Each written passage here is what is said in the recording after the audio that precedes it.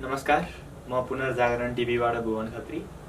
आज हामी प्रगतिवादी युवा समाज नेपालका नयाँ कार्य समितिको नयाँ चयन हुनुभएको अध्यक्ष टेकराज कोइरालाज्यूसँग अन्तर्वार्ता गर्दैछौँ। उहाँ अन्तर्राष्ट्रिय सम्बन्धका विद्यार्थी पनि हुनुहुन्छ। हजुरलाई स्वागत छ। नमस्कार।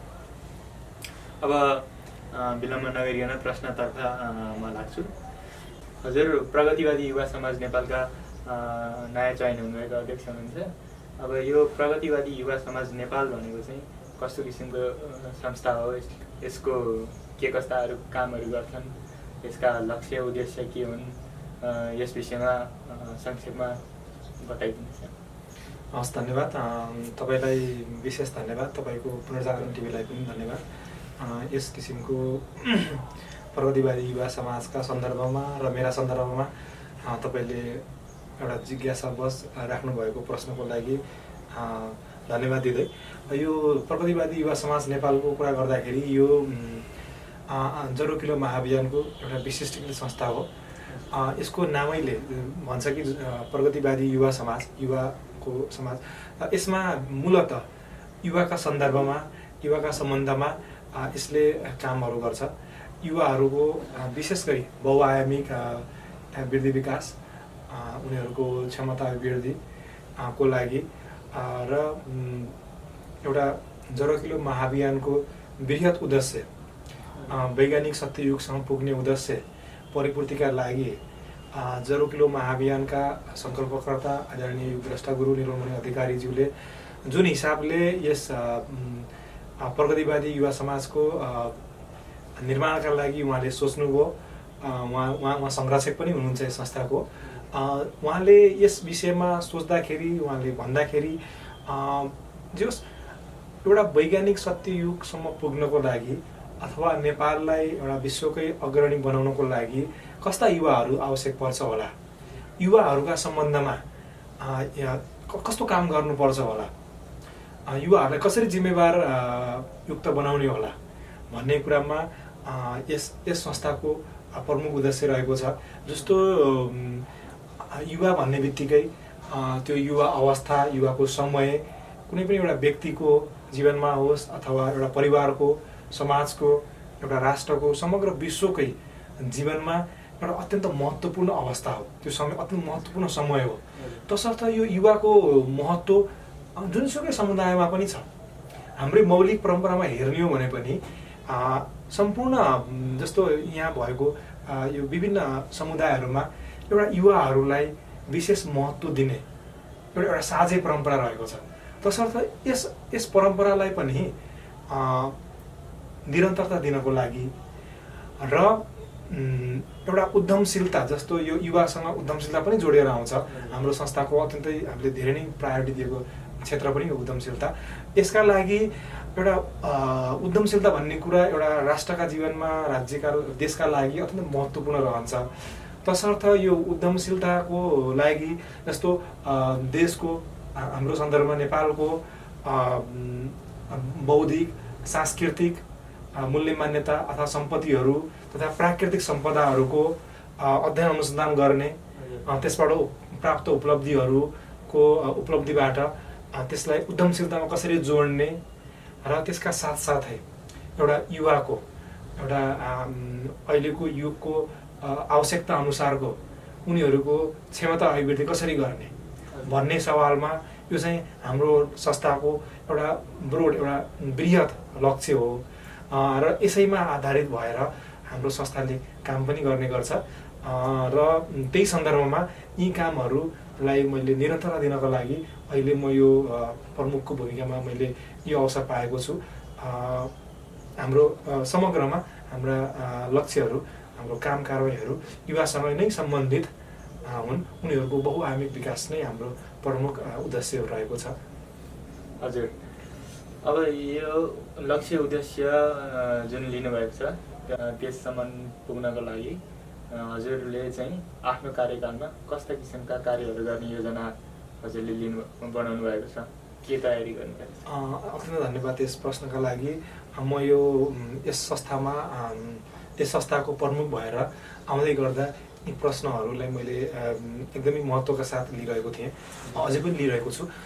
यसमा जस्तो प्रगतिवादी युवा समाज नेपाल का योभन्दा अघिल्लो समयका मेरा पूर्ववर्ती प्रमुखहरूको काम कारबाहीहरू, उहाँहरूले दिनुभएको प्राथमिकताहरूलाई पनि मैले हेरिरहेको छु, अध्ययन आलोचना गरिरहेको छु। त्यसका साथसाथै मुख्यतः जस्तो एउटा मौलिकताको कुरा छ, मौलिकताको पुनर्जागरणको कुरा छ। तपाईँको यसमा हामीले विशेष प्राथमिकता दिएको कुरा के भन्दाखेरि मैले यो क्याटेगोरिकल्ली भन्दाखेरि 4वटा क्षेत्रलाई मैले विशेष प्राथमिकता दिएको छु। जस्तो पहिलो प्राथमिकता यो शिक्षाको क्षेत्र अथवा ज्ञानको क्षेत्र, समग्रमा ज्ञानको क्षेत्र। त्यसमा शिक्षा, स्वास्थ्यको रिलेटेड ज्ञानको कुराहरू भयो र यसमा विभिन्न तपाईँको योग ध्यानका कुराहरू पनि आउँछन् होइन। यी कुरासँग सम्बन्धित कुराहरूको कार्यक्रमहरू हामीले गर्नेछौँ, जसमा एउटा कुरा के देखिन्छ भन्दाखेरि हाम्रो नेपालको परिप्रेक्ष्यमा हेर्दाखेरि जस्तो 2028 सालको शिक्षा नीतिपछि एक किसिमको शिक्षाको त्यो परम्परा चल्दै आइरहेको छ। एउटा आधुनिक शिक्षालाई त्यसलाई भन्न सकिन्छ होइन। त्यो एउटा अत्यन्त साँघुरो त्यो शिक्षा पद्धति रहेको छ। त्यसको कन्टेन्टहरू हेर्ने हो भनेपछि एउटा युवाको लागि जुन किसिमको एउटा बहुआयामिक विकासको लागि चाहिन्थ्यो त्यो कुराहरू त्यसमा देखिँदैन त्यो आधुनिक शिक्षामा। तसर्थ त्यो युवाहरूको एउटा बहुआयामिक विकासका लागि जस्तो म तपाईँलाई उदाहरण दिन चाहन्छु। हाम्रो जस्तो गाउँघरतिर अहिले पनि कसैको घरमा हुनसक्छ, तर केही वर्ष अघिसम्म तपाईँको रामायण, महाभारत, कौटिल्यको अर्थशास्त्र जस्ता अत्यन्त महत्त्वपूर्ण पुस्तकहरू तपाईँको घर घरमा तपाईँको घरकै जस्तो पिता अथवा घरको अग्रणीबाट त्यसमा भएका ज्ञानहरू सिक्ने, अध्ययन गर्ने तौर तरिकाहरू जान्ने एउटा मौलिक परम्परा रहेको थियो हाम्रोमा। तर अहिले यो शिक्षा आधुनिक यो अहिलेको शिक्षा पद्धति जुन छ, यो शिक्षा पद्धति हामीले अँगाल्न थालिसकेपछि त्यो मौलिक परम्परा पनि हराएको छ आधुनिकता बन्ने नाममा। र ती मौलिक परम्पराहरू जुन किसिमका थिए ती नहुँदाखेरि एउटा युवा चाहिँ एउटा पूर्ण युवा, एउटा परिपक्व युवा बन्नमा चाहिँ त्यसले बाधा पुर्याइरहेको छ। तसर्थ ती जस्तो पुराना किताबहरू जस्तो तपाईँको कौटिल्यको अर्थशास्त्र भन्न सक्छौँ, त्यो अध्ययन गर्दाखेरि त्यो अत्यन्त महत्त्वपूर्ण पुस्तकको रूपमा मैले त्यसलाई लिएको छु। त्यस्ता धेरै नै किताब छन्, हामी धर्मशास्त्रका कुराहरू छन्, नीतिशास्त्रका पुस्तकहरू छन्, ती संस्कृतका पुस्तकहरू छन्। ती पुस्तकहरू कसरी पढ्ने, त्यसलाई कसरी अहिलेको समयसँग स्थितिगत्यात्मक भएर अहिलेको समयमा कसरी त्यसलाई चाहिँ प्रयोग गर्ने, त्यसबाट कस्ता किसिमका ज्ञानहरू लिने, कसरी लिने भन्ने कुरामा अहिलेको यो स्कुले शिक्षाले त्यो कुराहरूमा गरिरहेको छैन। तसर्थ हामीले प्रगतिवादी युवा समाजले एउटा चाहिँ ज्ञानको क्षेत्रमा त्यससँग सम्बन्धित कार्यक्रमहरू लगातार गर्नेछौँ। र अर्को दोस्रो भनेको प्रविधिको क्षेत्रमा। एउटा प्रविधि भनेको एउटा गत्यात्मक, एउटा प्रविधिको प्रगति, एउटा अहिलेको समयमा प्रविधिले विज्ञान तथा प्रविधिको अभूतपूर्व विकास भएको छ। यसले अभूतपूर्व अवसरहरू पनि ल्याएको छ र यसका साथसाथै त्यही मात्रामा अभूतपूर्व असुरक्षा पनि ल्याएको छ, संवेदनशीलता पनि बढेको छ। तसर्थ यी कुराहरूमा एउटा युवा पनि एउटा गतिसँग सम्बन्धित छ, एउटा प्रविधि पनि गतिसँग सम्बन्धित छ। तसर्थ युवाहरूलाई प्रविधिका कुरामा उनीहरूलाई कसरी तालिम दिने अथवा त्यसको कस्ता किसिमका उनीहरूलाई ज्ञान दिने, प्रविधिका विषयमा प्रविधिको प्रयोग कसरी गर्ने, जस्तो अहिले तपाईँ हेर्न सक्नुहुन्छ सम्पूर्ण कुराहरू डिजिटल हुँदै गइरहेको छ। ती कुराहरूमा युवाहरू कसरी एडजस्ट हुने अथवा कसरी त्यसलाई चाहिँ समग्र एउटा बहुआयामिक एउटा आफ्नो मात्र नभइकन परिवार, समाज, राष्ट्रको विकासका लागि प्रविधिलाई कसरी प्रयोग गर्ने, त्यसको लागि पनि हामीले विभिन्न कार्यक्रमहरू आयोजना गर्नेछौँ। त्योसँगै जोडिएको कुरा प्रविधिको प्रगति सँगसँगै एउटा उद्यमशीलताको कुरा, एउटा व्यक्तिका जीवनमा, समाजका, एउटा राष्ट्रका लागि, देशका लागि तपाईँको उद्यमशीलता भनेको अत्यन्त महत्त्वपूर्ण कुरा हो। यो चाहिँ प्रविधि पनि उद्यमशीलतासँग जोडिन्छ, अहिले जोडेर आएको छ।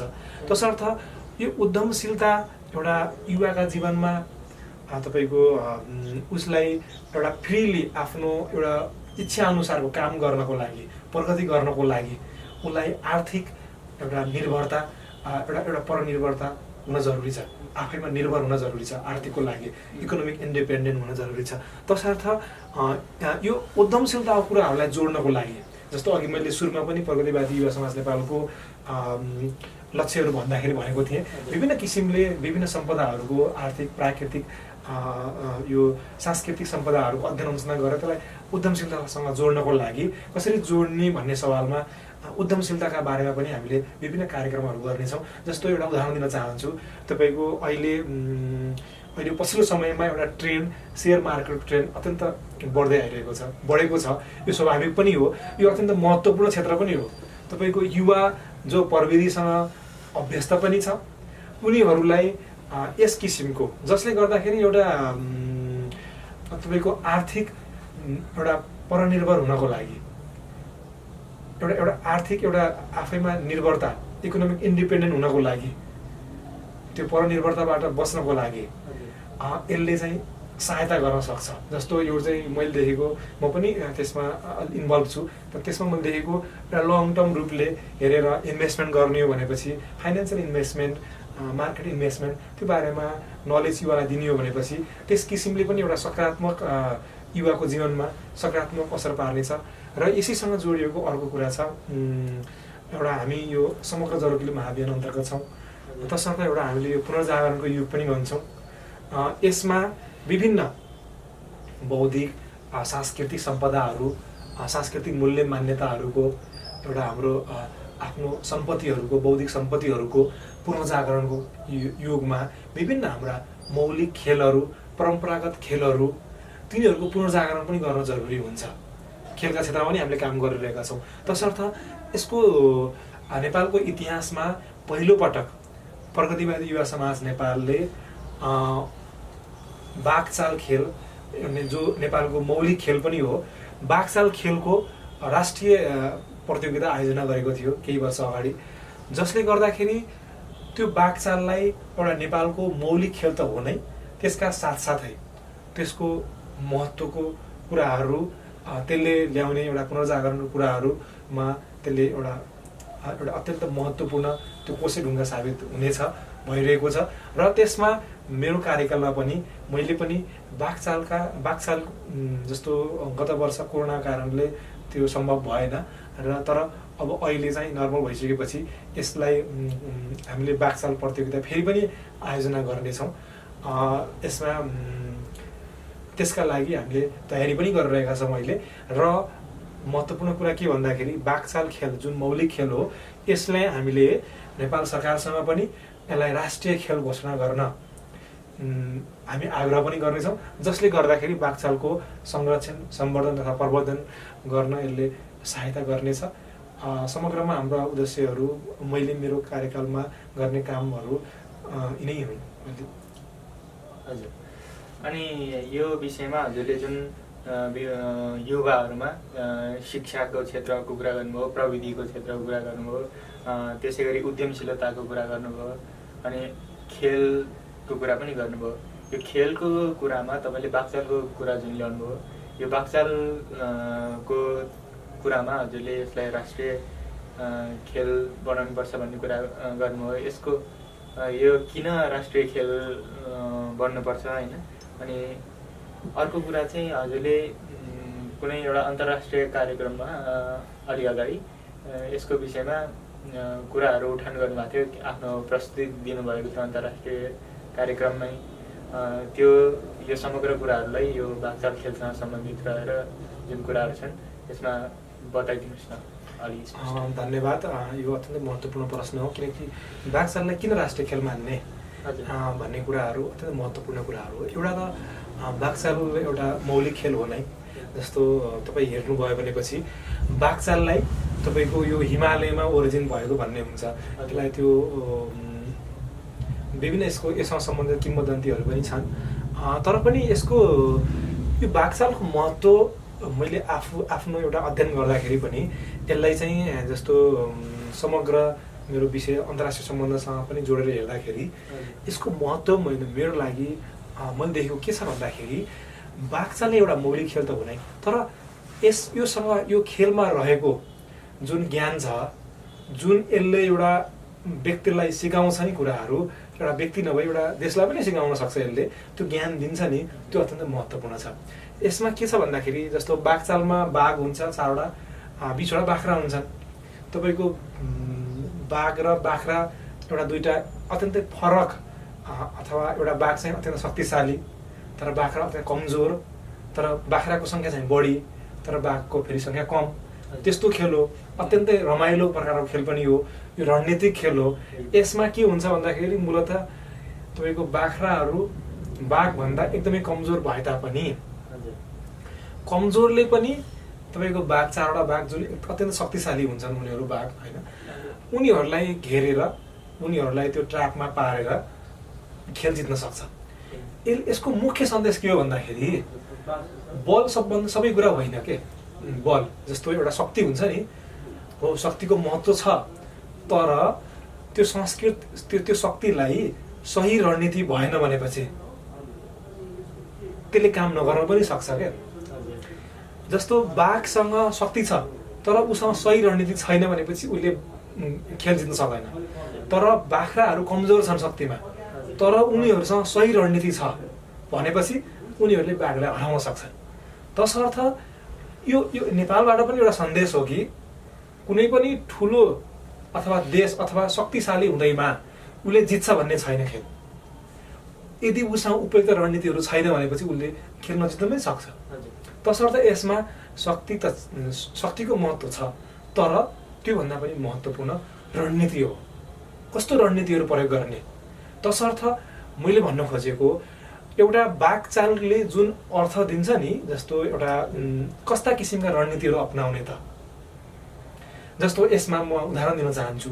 जस्तो बाख्रा कमजोर हुन्छ, उसले जहिले पनि अप्रत्यक्ष इनडाइरेक्ट एप्रोचहरू युज गर्छ। डाइरेक्ट बाघसँग कन्फ्रन्टेसन गर्न जाँदैन, लड्न जाँदैन, साइडका कुनाहरू च्याप्दै जान्छ। तर बाघ चाहिँ शक्तिशाली भएको हुनाले उसले डाइरेक्टली बाख्रालाई खान खोज्छ। एउटा यसबाट के भन्न सक्यो भन्दाखेरि शक्तिशालीले डाइरेक्ट नै त्यो बाटो रोज्छ, तर कमजोरले उसको लागि डाइरेक्ट बाटो रोज्नु अथवा डिरेक्ट कन्फ्रन्टेसन गर्नु चाहिँ एउटा त्यो उसको लागि सुइटेबल हुँदैन, उसको लागि ठुलो हानिकारक हुनसक्छ।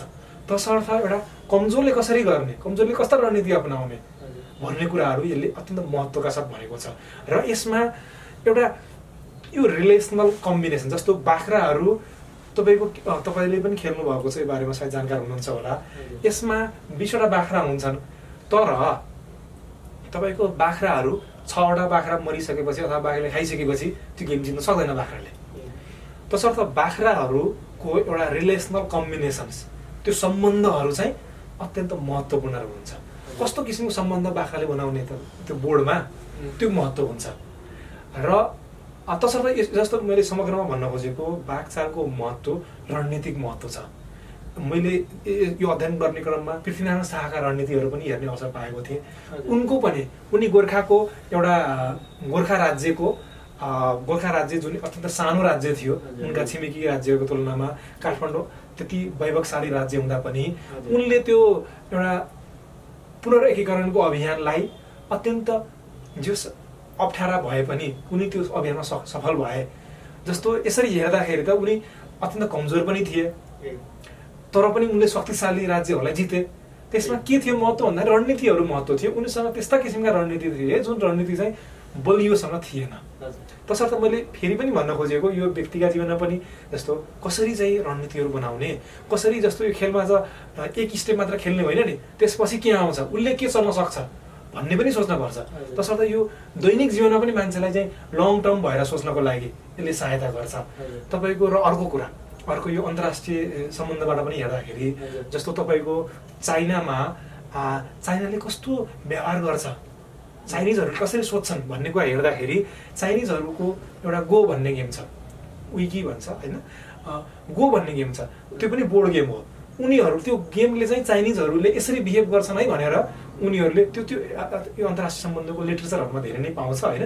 तसर्थ त्यसै गरी यो बाघचाल पनि नेपालको एउटा अत्यन्त महत्त्वपूर्ण रणनीतिक खेलका रूपमा एउटा पछि पनि आउन सक्ने र यसले अत्यन्त महत्त्वपूर्ण लेसन पनि दिन सक्ने र यो मौलिक पनि भयो। तसर्थ यसलाई चाहिँ राष्ट्रिय खेल घोषणा गर्नुपर्छ।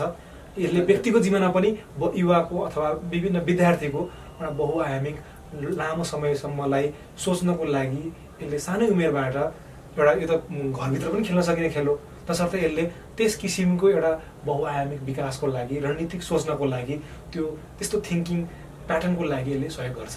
तसर्थ यसले राष्ट्रिय खेल घोषणा गर्नुपर्छ भन्ने हाम्रो माग छ सरकारसँग।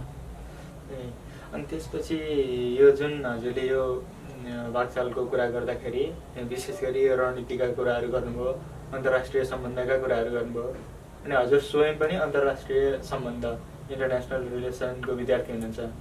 हजुरले यो विषयमा चाहिँ यो अब हजुरको संस्थाले समग्र रूपमा भन्दा 0 किलो महाअभियानले पुरा अब नेपाललाई यो अन्तर्राष्ट्रियको सम्बन्धको जुन विद्यार्थी हुनुहुन्छ त्यस किसिमबाट हेर्दाखेरि त्यस मामलामा अन्तर्राष्ट्रिय सम्बन्धको मामलामा कस्तो किसिमको विषयवस्तुहरू छन् होइन, यसलाई अलिक स्पष्ट पारिदिन के छ? धन्यवाद। यो अत्यन्तै महत्त्वपूर्ण प्रश्न हो। यो समग्रमा म भन्न चाहन्छु, जस्तो 0 किलो महाअभियान नेपालमा जसरी सुरु भयो, यसको अन्तर्राष्ट्रिय एउटा सन्दर्भ हेर्ने हो भने के देखिन्छ भन्दाखेरि जसरी आधुनिक राज्य प्रणाली भनेर मोडर्न स्टेट सिस्टम भनेर भन्छ, त्यो चाहिँ वेस्टफालिया ट्रिटीबाट 1648बाट जसरी युरोपमा सुरु भयो अथवा उनीहरूले त्यो ट्रिटीबाट एउटा मोडर्न स्टेट सिस्टम भनेर उनीहरूले सुरु गरे।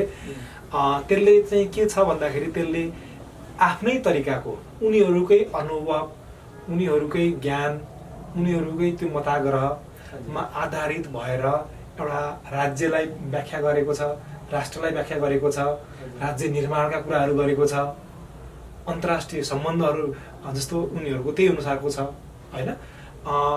त्यसरी यो जस्तो त्यसरी सुरु भयो। उनीहरूले त्यो मोडर्न स्टेट सिस्टम भनेर वेस्टफालियापछि त्यसरी सुरु गरे र यसमा के महत्त्वपूर्ण रह्यो भन्दाखेरि जस्तो इन्डस्ट्रियल रिभोल्युसन भइसकेपछि आर्थिक चहलपहलले गर्दाखेरि, आर्थिक विकासले गर्दाखेरि उनीहरूलाई राजनीतिक शक्ति पनि आर्जन गर्न सहज भयो युरोपलाई। त्यसले गर्दाखेरि उनीहरूले समग्र विश्वलाई नै कोलोनी बनाउन उनीहरूलाई त्यो आर्थिक उनीहरूको त्यो राजनीतिक शक्ति एउटा सहायता भयो र त्यस अनुसार उनीहरूले त्यसका साथसाथै उनीहरूको आफ्नो ज्ञान परम्परा, उनीहरूको अनुभवमा आधारित भएर उनीहरूले त्यो कुरा पनि समग्र विश्वमा एउटा जो आफ्नो सोच्ने तरिकाहरू उनीहरूले त्यो कुराहरूलाई विस्तार गर्दै लग्यो। तसर्थ यहाँनिर मैले जोड्न खोजेको कुरा जसरी इन्टरनेसनल रिलेसन डिसिप्लिन एउटा यो विभाग जस्तो यसलाई चाहिँ जस्तो तपाईँले यो पनि हेर्न सक्नुहुन्छ, स्ट्यानली हफम्यानले जस्तो IR as a American social science भनेका छन् होइन। त्यसमा उनले लेखेका छन् होइन, जर्नल पेपर लेखेका छन्। जस्तो उनले त्यसमा के तर्क गरेका छन् भन्दाखेरि आइआर चाहिँ अमेरिकन सोसल साइन्स हो भनेका छन् क्या। त्यो भन्नुको कारण के भन्दाखेरि आइआरमा अहिले जे पढाइ हुन्छ नि र अन्तर्राष्ट्रिय सम्बन्धलाई जसरी व्याख्या गरिन्छ, जसरी भनिन्छ, त्यो कुरामा अमेरिकाको अनुभव, अमेरिकाको सोच्ने तरिका, अमेरिकाको मताग्रह अथवा उनीहरूको पश्चिमी प्रतिमान अत्यन्त हावी छ। त्यो भएको हुनाले यो चाहिँ अमेरिकन सोसल साइन्स भनेर उनले त्यतिसम्म क्लेम गरे। तसर्थ मैले भन्न खोजेको यो आइआर डिसिप्लिन चाहिँ यो first world war, second world war पछि मूलतः पश्चिमी अनुभवमा आधारित, मताग्रहमा आधारित भएर यो युद्धलाई कसरी रोक्ने भन्ने सन्दर्भमा सुरु भएको हो र उनीहरूका आफ्नै दर्शन छन्, उनीहरूका आफ्नै अनुभव छन्, उनीहरूका आफ्नै ज्ञान पद्धति छन् र त्यही अनुसार उनीहरूले आइआरलाई अन्तर्राष्ट्रिय सम्बन्धलाई व्याख्या गरेका छन्। तर भइदियो के भन्दाखेरि त्यही ज्ञान परम्परालाई हाम्रो यतातिर नेपाल अथवा समग्र यता पूर्वतिर त्यही कुराहरू आयो, जसले गर्दाखेरि त्यही कुराहरूलाई अब यहाँको अन्धाधुन जस्तो त्यो कपी पेस्ट अथवा कपी गर्ने जुन परम्परा भयो, त्यसले गर्दाखेरि के भयो भन्दाखेरि पश्चिमी प्रतिमानमा आधारित रूपले यहाँको अन्तर्राष्ट्रिय सम्बन्ध पनि पढाइ हुन्छ यहाँ एकाडेमिकली पनि र यहाँको राज्यको चिन्तन पनि त्यही पश्चिमी प्रतिमानमै आधारित छ।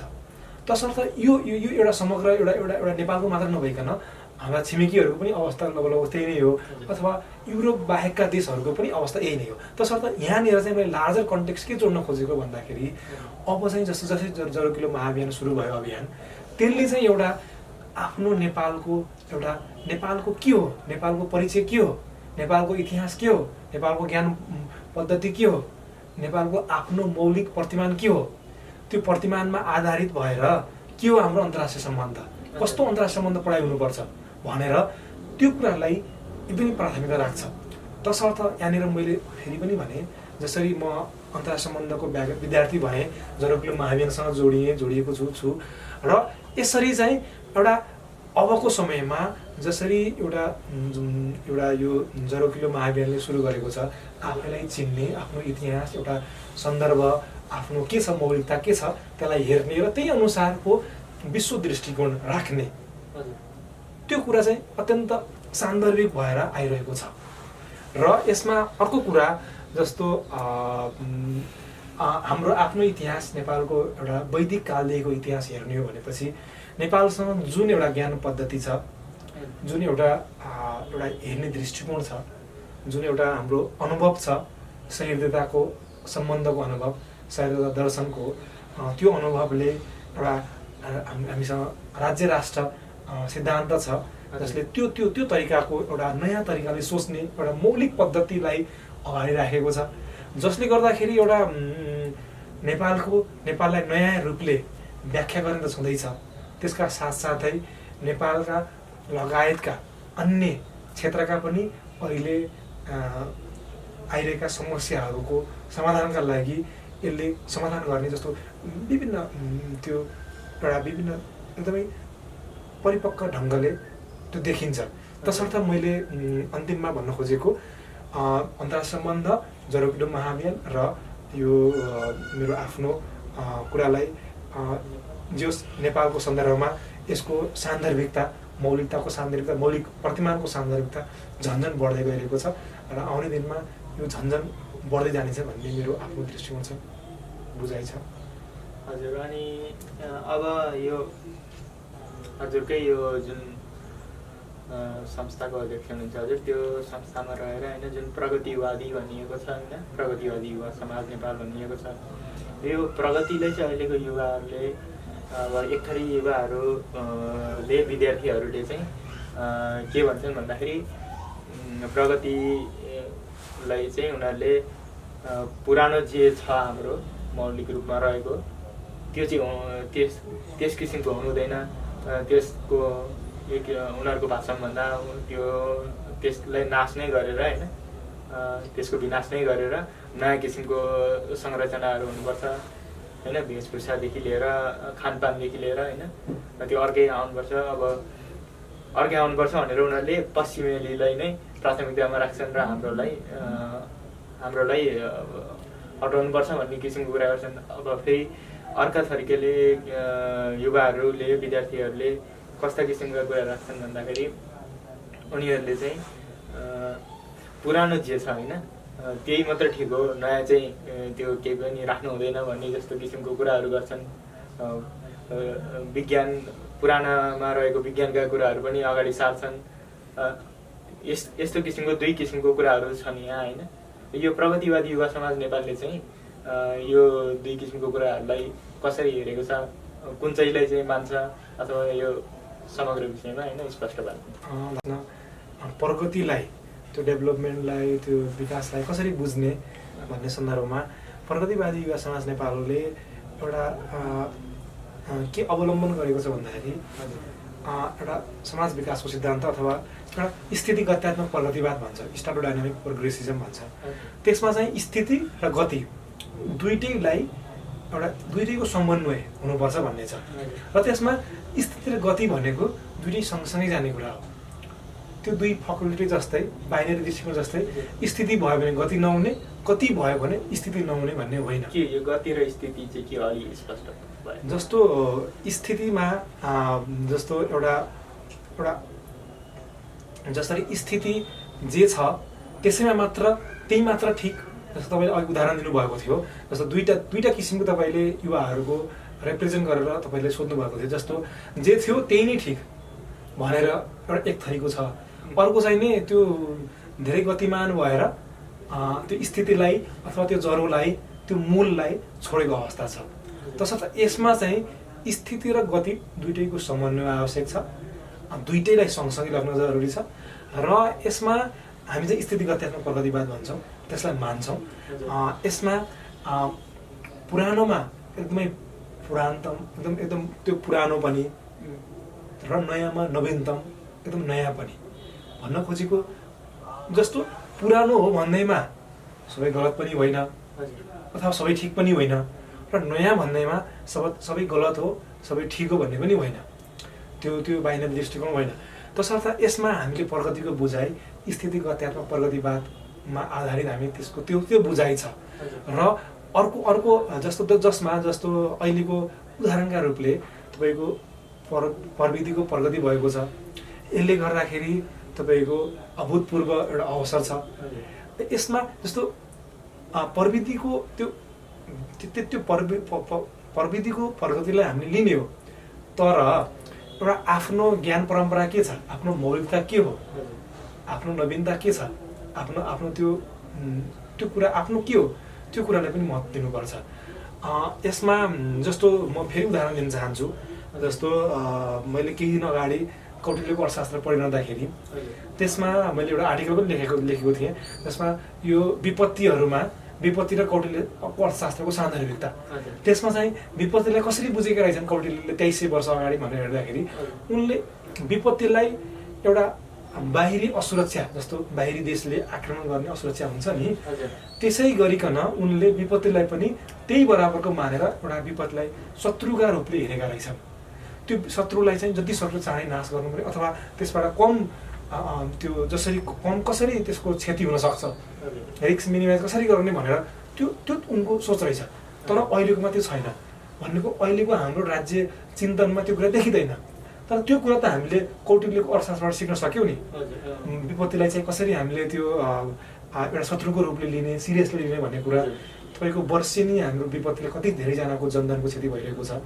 तसर्थ त्यो कौटिल्यको अर्थशास्त्रबाट पनि हामीले सिक्न सक्यौँ कि त्यो जस्तो एकदम पुरानो हो नि त्यो कुरा, एकदमै 2300 वर्ष पहिला लेखेको कुरा, त्यसमा राज्यले विपत्तिलाई कसरी हेर्ने भन्ने कुरा लिन सकियो।